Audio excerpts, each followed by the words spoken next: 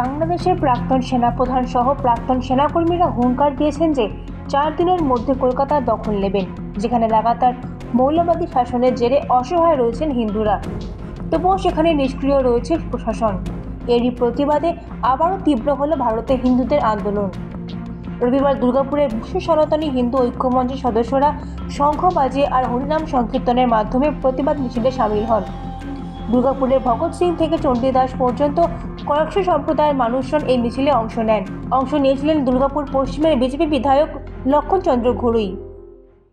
আমরা জানেন যে কয়েকদিন ধরে যেভাবে বাংলাদেশে হিন্দুদের অত্যাচার,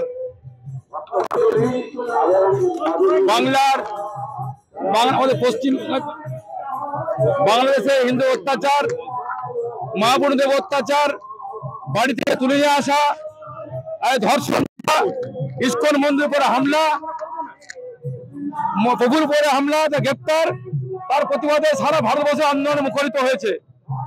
ভারতবর্ষের হিন্দুরা বাংলাদেশ হিন্দু সঙ্গে আছে, তার জন্য মিটিং মিছিল সভা শুরু হয়েছে।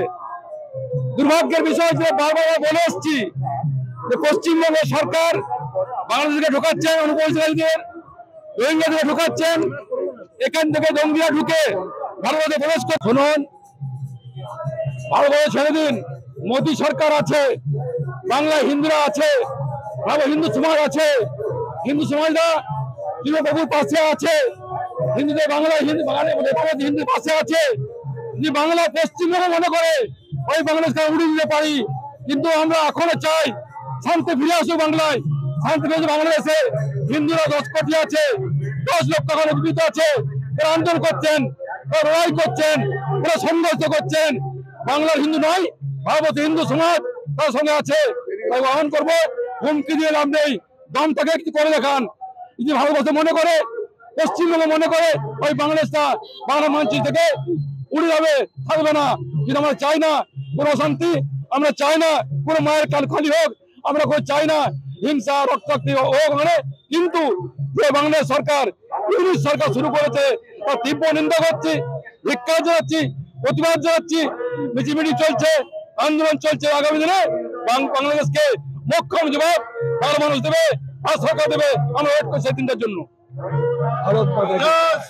দুর্গাপুর থেকে নিজস্ব প্রতিনিধির রিপোর্ট, এএনএম নিউজ।